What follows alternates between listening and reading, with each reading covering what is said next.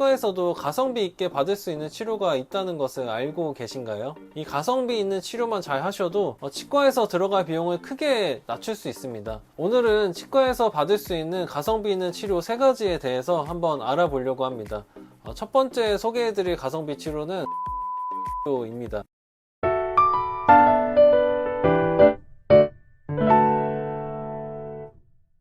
오늘 영상은 치과 치료가 너무 비싸서 받기에 부담스러우신 분들, 평소에도 구강 건강을 위해 예방 관리를 하고 싶으신 분들이 보시면 분명히 도움이 되실 겁니다. 5분만 이 영상을 보신다면 치과에 대한 생각을 바꿔 드리겠습니다. 치과는 비싸다는 인식이 너무 강합니다. 아니, 실제로 비싼 건 사실입니다. 임플란트나 교정치료, 그 밖에 보철치료들은 치료 비용이 상당히 많이 들어갑니다. 치과에 가기 꺼려지는 가장 큰 이유가 바로 비용일 텐데요. 이런 걱정 때문에 오히려 치과를 가야 될 시기를 놓치고 더 상황이 안 좋아지는 경우가 정말 많습니다. 치과의 가성비 치료를 받기 전에 제가 당부드리고 싶은 점이 있는데요. 가장 가성비 있는 것은 최대한 빨리 치료를 받거나 혹은 예방하는 것입니다. 저는 어렸을 때 제 신체에 생기는 고름 같은 것을 괜찮아질 거라고 생각을 하고 전신에 열이 날 정도로 아파도 계속 방치를 했다가 너무 늦게 가서 결국 수술까지 한 경험이 있는데요. 모든 우리 몸의 문제가 다 비슷하겠지만 치과 치료는 이러한 경향이 더 큰 것 같습니다. 치과 치료에서는 우리 몸에서 신호를 보내기 전에 검진을 하고 치료를 받는 것이 제일 좋습니다. 하지만 아프지도 않는데 치료를 받는다면 뭔가 과잉 진료를 받는 것 같고 찝찝하실 수도 있을 것 같아요. 믿을만한 치과에서 치료를 받는다면 상관이 없겠지만 아무래도 치과는 이미지가 좋은 것 같지는 않습니다. 그래도 적어도 우리 몸에서 이제 신호를 보낼 때쯤에 치료를 받으신다면 많이 늦은 편은 아닙니다. 그때라도 꼭 치과에 가셔서 치료를 받으셔야 합니다. 우리 몸에서 보내는 신호를 무시하고 계속 놔두고 방치를 한다면 우리 몸은 돌아가기 힘든 상태로 나빠지고 있을 수 있습니다. 그리고 구강 내에 염증은 처음 생길 때 몸에서 다양한 신호들을 줄 수 있습니다. 갑자기 입안에서 피가 날 수도 있고요. 특정 부분이 부었다는 느낌이 드실 수도 있습니다. 또는 잇몸 색이 변했다고 생각이 드실 수도 있는데요. 또는 식사 시에 통증이나 시린 증상이 생길 수도 있습니다. 이런 신호들은 치과에 가야 한다는 분명한 신호입니다. 이런 신호들을 그냥 가볍게 넘기지 마시고 치과에 방문을 하시는 것이 좋습니다. 하지만 치과에서도 가성비 있게 받을 수 있는 치료가 있다는 것을 알고 계신가요? 이 가성비 있는 치료만 잘 하셔도 치과에서 들어갈 비용을 크게 낮출 수 있습니다. 오늘은 치과에서 받을 수 있는 가성비 있는 치료 3가지에 대해서 한번 알아보려고 합니다.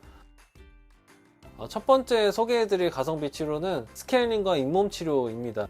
스케일링과 잇몸 치료는 치과에서 가장 많이 하는 가성비 있는 치료 중에 하나입니다. 스케일링과 잇몸 치료 모두 잇몸이 붓거나 피가 날 때 효과가 매우 좋은 치료인데요. 이 스케일링과 잇몸 치료는 사실 디테일하게 들어가면 조금 다르긴 하지만 간단하게 스케일링은 잇몸 위쪽을 청소한다고 생각을 하시면 되고 잇몸 치료는 잇몸 안쪽까지 깨끗하게 청소를 한다고 생각을 하시면 됩니다. 치아 주변에는 음식물 잔사가 미세하게 쌓일 수 있고 이는 치태라는 것을 만들게 되는데요. 이 치태는 사실 음식물 잔사와 미생물이 하나의 군집을 이루는 것을 이야기합니다. 치아 주변에는 음식물 잔사를 먹고 사는 다양한 미생물이 하나의 마을을 이룬다고 생각을 하시면 되는데요. 수많은 미생물들은 정말 복잡하지만 간단하게만 보면 착한 미생물, 나쁜 미생물 등 종류가 많습니다. 이런 미생물들의 활동으로 생긴 배설물이나 쓰레기들이 모여서 단단하게 굳어지면 치석이라는 것이 생길 수도 있는데요. 치석이 생겼다는 것은 미생물들이 더 활발하게 활동할 수 있는 영양분이 더 넘쳐나게 된다는 이야기입니다. 미생물의 활동은 주변 잇몸을 붓고 피나게 만들 수 있기 때문에 부분적으로 통증을 일으킬 수도 있습니다. 이때 스케일링이나 잇몸 치료를 통해서 잇몸의 붓기와 통증을 없앨 수 있습니다. 스케일링이나 잇몸 치료 후에는 꼭 기억하셔야 될 2가지가 있습니다. 이건 제가 스케일링을 받는 모든 환자분들한테 하는 말인데요. 첫 번째는 치아 면이 노출이 되면서 시린 증상이 일주일 정도 지속될 수 있다는 것입니다. 두 번째는 치아 사이에 있는 치석이 없어지면서 치아 사이가 벌어졌다고 느끼실 수도 있다는 것이에요. 하지만 이는 치석이 없어져서 그런 거니까 너무 걱정하지 말라고 말씀을 드립니다.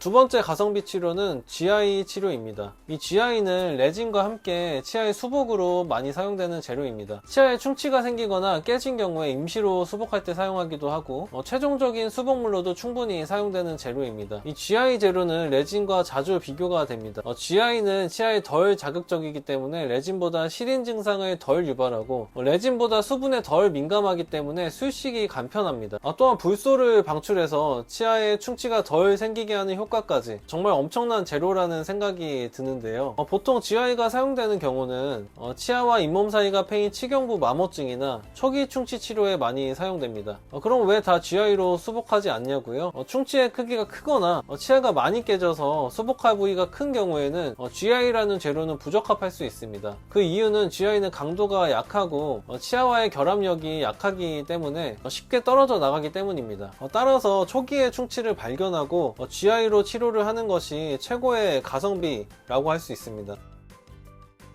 세 번째 가성비 치료는 바로 발치입니다. 해외에서는 사랑니 발치가 한 번에 100만원 넘게까지 받는다는 것을 알고 계신가요? 그에 비해 우리나라는 정말 발치 비용이 저렴하다는 생각을 합니다. 난이도에 따라 조금씩 차이가 나긴 하지만 우리나라에서 발치는 그 위험성에 비해서 비용이 매우 저렴한 것은 사실입니다. 사랑니 발치뿐 아니라 발치를 해야 하는 상황은 정말 다양할 수 있습니다. 발치의 난이도는 정말 천차만별로 다를 수 있는데요. 발치는 어떻게 보면 치아의 사망 선고를 한다는 것이기 때문에 신중하게 고려를 해야 합니다. 더 이상 물러설 곳이 없을 때 이제 그만 치아를 놓아주어야 하는 상황에서 안타깝지만 치아와 작별 인사를 해야 합니다. 아름다운 치아와의 이별은 마음이 아프지만 꼭 필요합니다. 발치를 해야 하는 치아를 발치하지 않는다면 이 역시 전반적인 치아의 상황을 악화시킬 수 있기 때문에 발치가 필요할 때는 발치를 하는 것이 매우 중요합니다. 많은 분들이 저에게 사랑니를 언제 뽑아야 되는지 여쭤보시곤 하는데요. 사랑니를 뽑을 때는 다양한 환자분의 고려사항을 보고 판단을 해야 합니다. 저는 사랑니 주변에 음식물이 낀다면 무조건 뽑는 것을 권해드리고 있는데요. 사랑니 주변에 음식물이 미세하게 끼고 냄새가 난다 싶으면 바로 치과에 달려가서 사랑니를 뽑으시길 바랍니다. 왜냐하면 사랑니를 가장 안 아프게 뽑을 수 있는 시간은 바로 지금, 즉 나이가 가장 어릴 때이기 때문입니다. 오늘은 치과에서 받을 수 있는 가성비 있는 치료에 대해서 알아봤는데요.